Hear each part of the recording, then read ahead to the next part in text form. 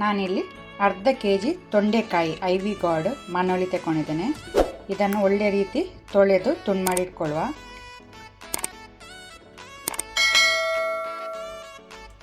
ಪಾತ್ರೆ ಬಿಸಿಯಾದ ನಂತರ 2 ಟೇಬಲ್ ಸ್ಪೂನ್ ಅಷ್ಟು ಕೊಕೊನಟ್ ಆಯಿಲ್ ತೆಂಗಿನ ಎಣ್ಣೆ ಹಾಕ್ಕೊಳ್ತೇನೆ. ಎಣ್ಣೆ ಬಿಸಿಯಾಗಲಿ.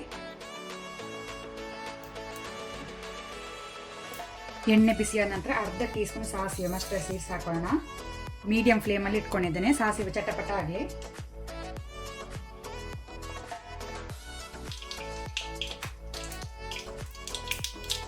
ಈಗ ನಾನು 2 ಬ್ಯಾಡಿಗೆ ಮೆಣಸನ್ನು ತುಂಡು ಮಾಡಿ ಹಾಕ್ಕೊಳ್ತೇನೆ. ಫ್ಲೇಮನ್ನೀಗ ಲೋ ಅಲ್ಲಿ ಇಟ್ಕೊಂಡೆ.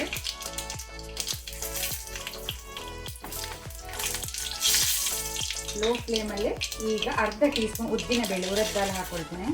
ಉದ್ದಿನ ಬೇಳೆ ಕೆಂಪಾಗಬೇಕು, ಕಲರ್ ಚೇಂಜ್ ಆಗಲಿ, ಹಸಿ ಇರಬಾರ್ದು. ಫ್ಲೇಮ್ ಲೋ ಅಲ್ಲೇ ಇಟ್ಕೊಂಡಿದ್ದೇನೆ.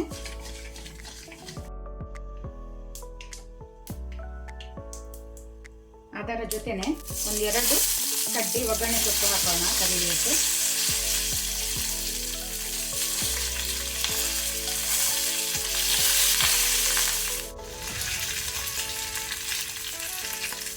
ಉದ್ದಿನ ಬೇಳೆ ಕೆಂಪಾಗಿದೆ. ಈಗ 2 ಹಸಿ ಮೆಣಸು ಹಾಕೊಳ್ತೀನಿ, ಗ್ರೀನ್ ಚಿಲ್ಲಿ. ಆನಂತರ ತುಂಡು ಮಾಡಿಟ್ಟ ತೊಂಡೆಕಾಯನ್ನು ಹಾಕೋಣ.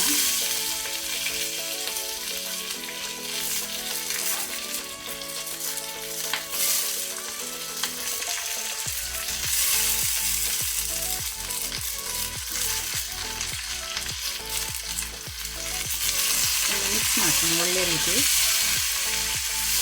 ಲೋ ಟು ಮೀಡಿಯಂ ಫ್ಲೇಮಲ್ಲಿ ಸ್ವಲ್ಪ ತೊಂಡೆಕಾಯನ್ನು ಫ್ರೈ ಮಾಡ್ಕೊಳ್ಳುವ. ಸ್ವಲ್ಪ ಅದರ ಹಸಿ ವಾಸನೆ ಹೋಗಲಿ. ಅರ್ಧ ಟೀ ಸ್ಪೂನ್ ಅಷ್ಟು ಅರಶಿನ ಹಾಗೂ 1/4 ಟೀ ಸ್ಪೂನ್ ಅಷ್ಟು ಹಿಂಗೆ ಹೆಸಪುಟ್ಟಿಗೆ ಹಾಕ್ಕೊಳ್ತೇನೆ.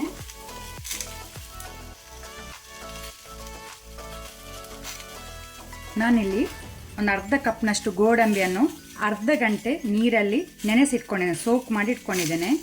ಸೊ ಇದನ್ನು ಹಾಕೊಳ್ಳುವ. ಗೋಡಂಬಿ ಸ್ವಲ್ಪ ಜಾಸ್ತಿ ಹಾಕಿದರೆ ಈ ಪಲ್ಯಕ್ಕೆ ಟೇಸ್ಟ್ ಒಳ್ಳೆಯದಾಗ್ತದೆ. ಸೊ ಇದನ್ನು ಈಗ ಹಾಕೊಳ್ಳೋಣ. ನೀರು ಹಾಕೋದು ಬೇಡ.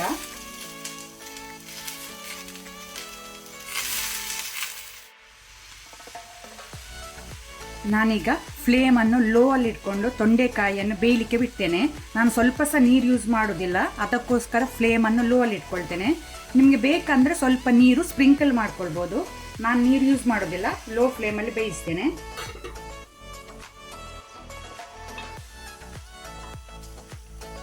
ಸೊ ತೊಂಡೆಕಾಯಿ ಎಳತ್ತಿದ್ರಿಂದ ನೀರು ಹಾಕಬೇಕಂತ ಇರಲಿಲ್ಲ, ಹಾಗೆಯೇ ಬೇಯಿತು ಲೋ ಫ್ಲೇಮಲ್ಲಿ.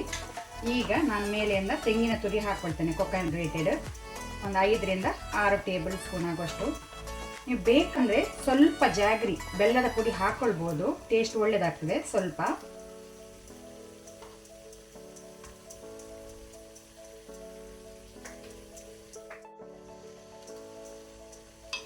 2 to 3 ಮಿನಿಟ್ಸ್ ತೆಂಗಿನಕಾಯಿಯನ್ನು ಫ್ರೈ ಮಾಡ್ಕೊಳ್ಳೋಣ. ಫ್ಲೇಮನ್ನು ಈಗ ನಾನು ಮೀಡಿಯಮಲ್ಲಿ ಇಟ್ಕೊಳ್ತೇನೆ.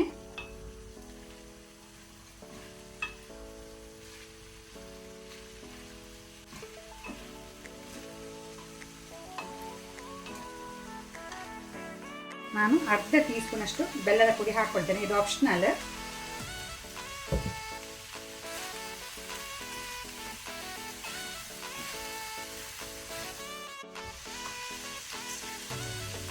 ತೊಂಡೆಕಾಯಿ ಗೋಡಂಬಿ ಪಲ್ಯ ರೆಡಿಯಾಗಿದೆ ಸರ್ವ್ ಮಾಡಲಿಕ್ಕೆ.